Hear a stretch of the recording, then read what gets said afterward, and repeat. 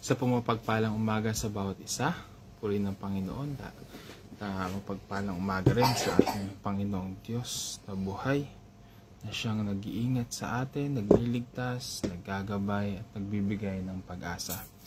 Mga kapatid, ngayong umagang ito, tayo po mag-aaral muli ng kanyang salita. Bago po tayo magsimula, tayo po ay magbigay ng awit at mag-opening prayer pagkatapos. Ako yung nagtitiwala sa pag-ibig niyo.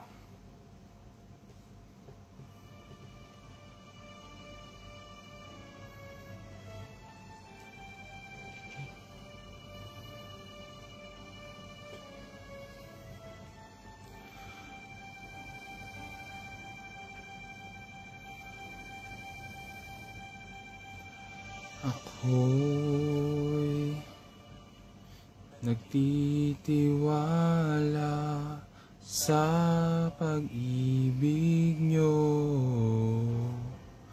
sa gitna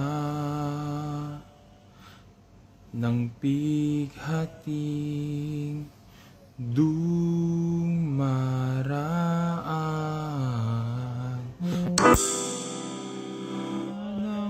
Puso't kaluluwa, mananatili pa rin sa pag-ibig niyo.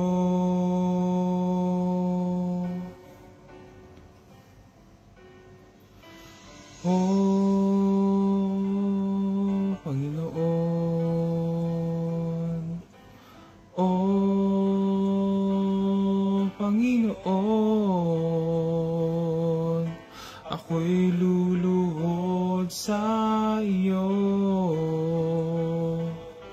pagkat ang pag-ibig niyo ay naranasan ko.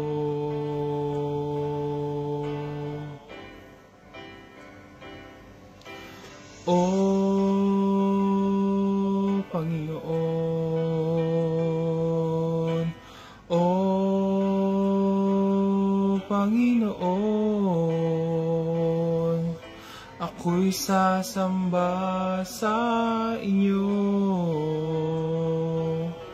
pagkat ang tulad ko'y inibig niyo.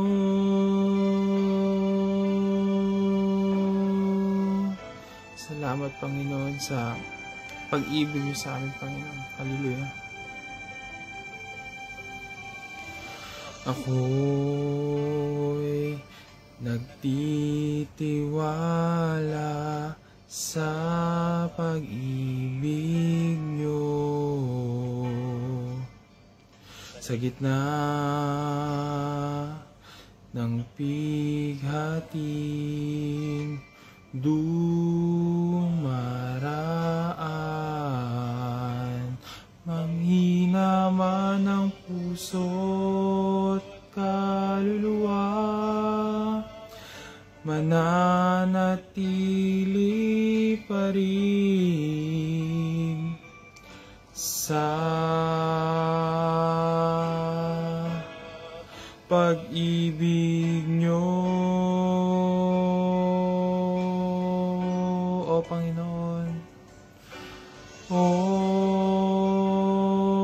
Panginoon, O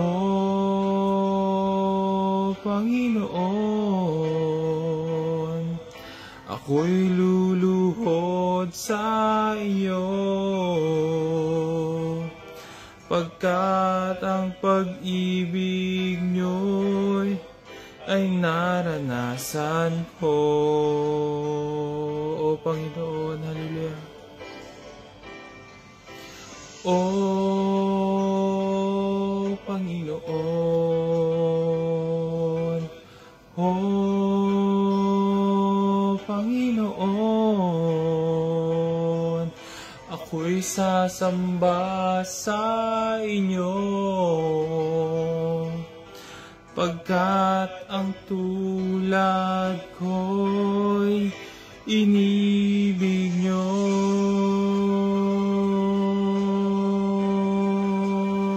Hallelujah. Salamat sa pag-ibig nyo. Sa huling pagkakataon po, oh, Panginoon, oh, Panginoon, ako'y luluhod sa inyo, pagkat ang pag-ibig nyo ay naranasan ko.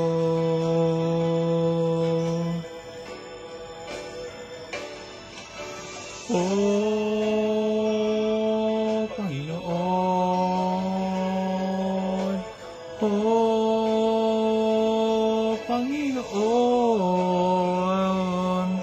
ako'y sasamba sa inyo, pagkat ang tulad ko'y inibig nyo.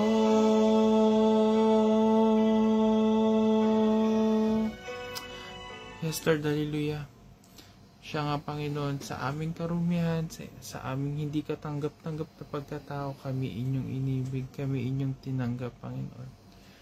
Kaya, Panginoon, kami nagtitiwala sa inyo sa anumang sitwasyon namin sa buhay, Panginoon.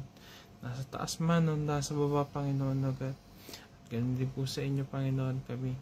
Tulungan ninyo na araw-araw magtiwala, segundo, oras-oras, Panginoon, sa aming buhay. Na kami laging lumapit sa inyong presensya, na hindi makagawa ng anumang hindi nakakalugod sa inyong harapan, kundi ang inyong kaparaanan lamang siyang may isa pamuhay ng bawat isa, Panginoon. Tulungan ninyo po kami, Panginoon. Panginoon, sa umagang ito, samahan ninyo po kami sa pag-aaral ng inyong salita. Patawarin niyo po kami sa aming mga pagkakasala, Panginoon. Sinasadya man po ito o hindi. Panginoon, gawin niyo po kami karapat-dapat na pagsalusaluhan ng inyong banal na salita, Panginoon. Kayo nga lang po ang mangusap sa bawat isa. Let your word, Panginoon, wisdom, ang siyang ma-share ko, Panginoon, agad. Hindi po ang aking katalinuhan, hindi po ang aking karunungan, Panginoon, agad. I-filter niyo nga lang po, Panginoon, agad, yung mga sasabihin ko na galing lamang sa inyo, Panginoon. Hallelujah, hallelujah. Kayo lamang po ang may taas sa umagang ito. In Jesus' name we pray. Amen and amen. Hallelujah. Actually, sakto po yung inawit natin para sa umagang ito. Ang ating pong pagbubulay-bulayan ngayong umagang ito ay sa Proverbs 3, 5 and 6. Maganda po sa English sabi po dito. At yung sa English din po yung ating pagbubulay-bulay, yung kumbaga hihimayin natin siya isa-isa. Sige po. Mapagpalang umaga rin po. Sis Roda, Sis Maricel, Roger Verdes, Brother Merly, Sis Luz Biminda, Brother Godfrey, Sis Jovelyn, Sis Maricel, Brother Pedro, Sis Elsa, Sis Teresita, Sis Fatima, Brother Daniel, Sis Maricel, Sis Joanne. Pagpalang umaga po sa inyong lahat, sa inyong dyan, at sa mga nanonood ngayon at sa mga manonood pa ng morning devotion. Salamat po mga kapatid. Okay. Sige po, tuloy na po natin. Kawikaan 3, chapter 3, verse 5 to 6. Trust in the Lord with all your heart and lean not on your own understanding. In all your ways submit to Him and He will make your path straight. So, kailangan po natin i-surrender yung kumbaga sabi, pagka sinabing yung with all your heart, diba? Kailangan natin isubmit yung worries natin, yung fear, yung doubt natin, yung trusting, yung tiwala natin sa kanyang kabutihan, yung tiwala natin sa kanyang paggabay, na siya lang yung dapat mag-direct sa bawat hakbangin natin. Siya yung nagli-lead, kumbaga. Siya yung nangunguna dapat sa atin. Napaka-perfect nun, mga kapatid. Kumbaga, so sabi nga po natin, isa-isahin po natin, ano. So pag sinabing wholehearted, kumbaga, pagka sinabing with all your heart, kumbaga naka-emphasize yun yung complete trust and reliance natin sa Panginoon. Amen po ba? Complete, wala tayong ititira sa kung ano man yung kakayahan natin. Dapat dun tayo mag-doubt sa kung ano yung kaya natin. Dapat dun lang tayo magtiwala dun sa kakayanan ng Panginoon. Sis Melanie, mapagpalang maga po sa inyo dyan. Kumbaga, napaka na nun, hindi napakadali, but it's alam niyo, wala ka nang gagawin. Kumbaga, hindi na tayo mag-iisip ng kung anong kaparaanan natin, hindi tayo mapapagod. At alam niyo, kapag talagang sa tiwala yung natin sa Panginoon, tayo talaga yung nagre-rely doon, kapatid. Ano man yung harapin natin, walang alam na, dapat nga mga kapatid, yun ang dapat natin laging ginagawa. Bakit po? Kasi alam natin na walang imposible sa ating Panginoong Diyos. Alam natin na tayo ay limitado. Kaya dapat no boundaries, walang limit yung pagtitiwala natin sa ating Panginoon. Of course, kung tayo nagtitiwala sa ating Panginoon, alam natin kung ano yung hindi gala, kumbaga hindi nakaka-please sa Panginoon. Alam natin kung ano hihingin natin, alam natin kung ano yung pagkakatiwala natin. Of course, hindi natin ipagkakatiwala yung ninanais natin na hindi naman kalooban ng Panginoon. Amen po ba? So ano pa po? Pag tayo may pananampalataya, una pa lang, kung tayo may pananampalataya sa Panginoon, tayo'y magtitiwala sa Panginoon. Of course, dun sa una pa lang yung pananampalataya natin sa Panginoon, tayo ay humahakbang sa nais ng Panginoon. Kapag tayo ay humahakbang sa nais ng Panginoon, dun tayo nagtitiwala at hindi tayo mag-iisip na kung anong bagay na lang na kumbaga hindi tayo mag-iisip ng bagay na hindi nakakalugod sa ating Panginoon. Amen? So, yun nga. I-let go natin yung self-reliance natin. Kumbaga sa tatay, dito sa Makamundo, natutuwa ang mga tatay na kapag tayo ay buong pusong nagtitiwala sa kaparaanan ng ating mga tatay, ano pa kaya yung Diyos Ama natin. Of course, kung sa harap ng ating tatay mismo medyo lumilis tayo ng landas, hindi doon sa landas na tinuturo sa atin ng ating mga ama, hindi natutuwa ang ating Ama dito. Ganon din sa ating Panginoong Diyos. Kumbaga hindi ano ba yan? May pagkakataon kasi na kung hindi lang dati naiintindihan, okay lang. Hihingi lang tayo ng knowledge, ng wisdom sa ating Diyos, bibigyan naman niya tayo. Pero kung tayo ay lumilihis dahil doon sa nais lang natin, dahil sa fleshly desire natin, o dahil meron tayong alam na mas mabuti, of course, hindi matutuwa ang ating Diyos Ama. So, kailangan natin i-let go yung tinatawag na self-reliance natin. Yung dapat tayong mag-rely lamang sa ating Panginoon. Of course, sa pagtitiwala natin sa Panginoon, na-acknowledge natin yung pagka-Diyos ng ating Panginoon. Yung God's sovereign. Amen po ba? Kung tayo ay nagtitiwala sa Kanya, we acknowledge na walang imposible sa ating Diyos. Kapag tayo ganun mag-isip, mga kapatid, wala tayong hindi kayang gawin sa kalooban ng Panginoon. Amen. Kung tayo ay talagang nagmamahal sa Panginoon, tayo nagtitiwala sa Panginoon, matutupad yung ninanais natin para sa Panginoon, para mabigyan natin ng kaluguran ng ating Panginoon. Hallelujah. So, ano yung una? Trust in the Lord with all your hearts. Yung sumunod po ay, in all your ways, submit to Him. Pag sinabing submit to Him, is submit to God's will. Amen? Yung kalooban niya, hindi yung kalooban natin, hindi yung kalooban ng kaibigan natin, ng kapitbahay natin, ng kung sino man yung makakilala natin, but yung kalooban ng ating Panginoon. Yung praise na in all your ways, submit to Him, yung ini-emphasize niya is to align our lives with God's will. It's about surrendering our plans, our desires, agendas to His purpose, to His divine purpose, mga kapatid. Purihin ng Panginoon.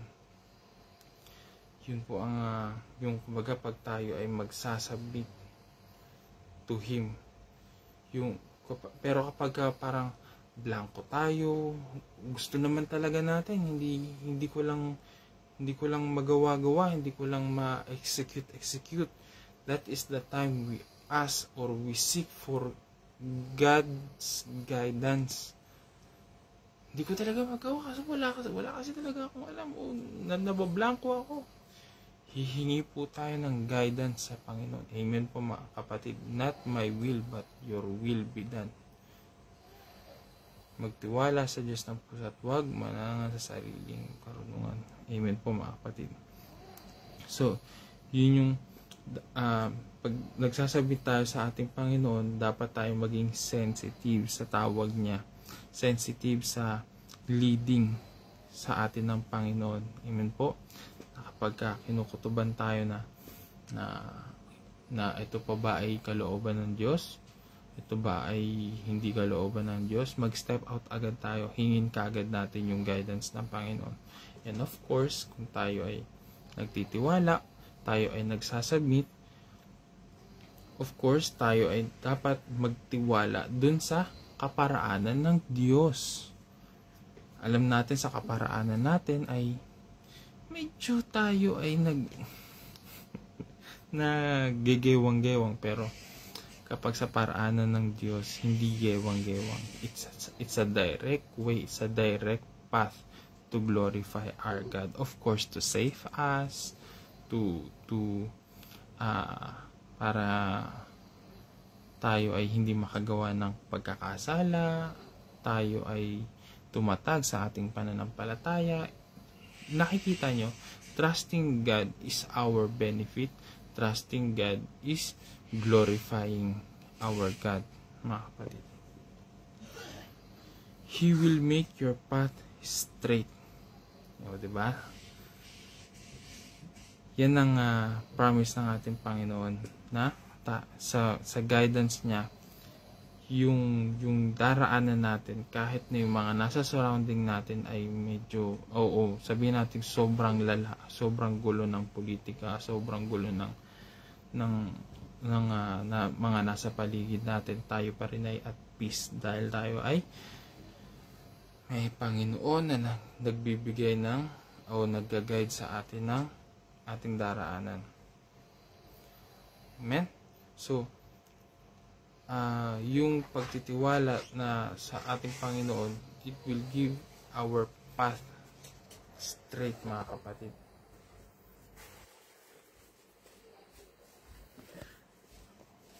Of course, hindi lang yun. Hindi, pagka tayo ay, pagka sinabi kasi, He will make your path straight, hindi, alam natin na hindi tayo maliligaw. Merong clarity and purpose. Clear yung ating pamumuhay araw-araw. alam natin kung ano yung purpose natin araw-araw. Hindi lang tayo basta gumising sa umaga, kakain, magtatrabaho, kakain, matutulog. Hindi lang ganun, mga kapatid. Malalaman at malalaan natin kung ano yung kalooban sa atin ng Panginoon at tayo ay at peace. So, pag ginawa ng Panginoon na yung straight yung ating nilalakaran, bibigyan niya tayo ng clear vision, kumbaga, sa araw-araw. At makikita natin yung kumbaga assignment natin sa ating Panginoon dito sa buhay natin. And kung tayo man ay naggigewang-gewang, kumbaga, at tayo ay magtitiwala sa ating Panginoon, may straight po ang ating pamumuhay. And of course, kung tayo ay dumaraan sa tinatawag na anxiety, kasi pagka-anxiety, ang daming iniisip. Hindi talaga biro yan, mga kapatid. Talagang it's a serious matter. Kung tayo ay dumaraan sa isang anxiety, ang puro problema yung iniisip natin na talagang hindi natin alam kung paano sagutin. Minsan may kumakausap pa nga sa ating kaisipan na talagang nagkukontra-kontra sila. Pero pagka nag-trust tayo wholeheartedly sa ating Panginoon, magkakaroon tayo ng freedom doon sa anxiety na yan, mga kapatid. It's a limitless. Pag sinabing limitless, kasalanan mo man o hindi, merong kaparaanan ng Panginoon dyan kung tayo ay magtitiwala sa ating Panginoon. Amen po. Again, kasalanan mo man o hindi. But of course, kung kasalanan mo man, hindi yan ito-tolerate ng Panginoon. But kung kasalanan mo man yan, in-acknowledge natin sa Panginoon, naging tapat tayo sa Panginoon, aayusin yan ng Panginoon. So sa ano na po tayo, no? Sa summary. So, ang pinag-usapan po natin ay yung kumbaga, halos hinimay-himay po natin ang bawat isa. Trusting in the Lord with all your heart or our heart, in all your ways submit to Him, at ang huli yung He will make your path straight. Kaya tayo lamang ay magtiwala ng buong puso sa ating Panginoon at hindi sa ating sariling kakayanan. So, itong verse na to talaga it really encourage na magtiwala sa Panginoon wholeheartedly, na talagang dapat tayo ay mag-submit lamang sa Kanya, sa Kanyang kalooban, mga kapatid. And lagi natin mag-seek, lagi natin hanapin yung guidance, yung gabay sa atin ng Panginoon. Yes, mga kapatid, we always do have our plans. Alam natin na ang Panginoon ang siyang nagdidesisyon nun kung matutupad o hindi. Of course, kung matutupad man yun o hindi, tayo ay i-guide ng Panginoon. Of course, sa guide na yun, kailangan natin i-claim at magtiwala na kahit anuman na saan man tayo i-guide ng Panginoon, ay madadirect yung path natin straight to His glory. Purihin po ang Panginoon, tayo po manalangin. Panginoon, marami pong salamat sa pag-aaral ng inyong salita. Bagamat ito'y maikli, bagamat kulang po ang oras namin, Panginoon, ay talagang ninamnam namin ng bawat linya, bawat tuldok, Panginoon, ng inyong salita dito sa Proverbs chapter 3 verse 5 to 6. Panginoon, salamat sa pag-guide. Panginoon, kung kami ay nagkukulang sa pagtitiwala, humihingi po kami ng mas marami pang pananampalataya sa inyo. Kapangyarihan nyo, ang inyong paghipo sa bawat isa, ang siyang sumaamin, Panginoon na God. Yung wisdom ninyo, ang siyang sumaamin, Panginoon. Tulungan nyo kami, turuan nyo kami na magtiwala lamang sa inyong kaparaanan at hindi po sa aming kaparaanan, Panginoon na God. Yakapin namin, Panginoon, ano man ang mangyari sa amin. Kung kami lamang ay sumusunod sa inyo, alam namin na ang bawat lakarin namin ay safe. Ang bawat lakarin namin ay may peace, comfort, and joy. And of course, hope, Panginoon. Salamat, Panginoon. Salamat, O Diyos. Salamat, O Diyos, na inihanda nyo na to ahead of time. Ahead pa lamang, Panginoon, na kami lalakad. Nakaready na ang bawat bagay para sa amin, Panginoon, O God. And then, of course, to give glory to you, Panginoon, O God. Let your will be done, Panginoon. Let your will be done, O Jesus. Hallelujah. In our life, in our plans, in our future, Panginoon, O God. Pagkamat kami nagigewang-gewang, kayo lamang po, Panginoon, O God, ang siyang nag-straight ng aming path, Panginoon. Straight our path to glorify you, Panginoon, O God. And then, of course, to save us, to secure us, Panginoon, and to feel love, Panginoon. Thank you, Jesus. Thank you, Lord, sa Panginoon, sa mga papunta po sa kanilang trabaho, Panginoon. Ingatan niyo po sila at kami po sa mga nandito sa Middle East na patulog pa lamang. Bigyan niyo po kami ng makalangit na panaginip. Samahan niyo po kami sa bawat lakarin namin. And then again, Panginoon, kami po ay nagtitiwala. Gabayan niyo po kami. Ingatan niyo po kami sa ngalan ni Jesus. Amen and amen. Muli, ako po ang assistant pastor dito sa UAE, Dubai. Ako po si Nathan. Purihin po ang Panginoon. To God be the glory.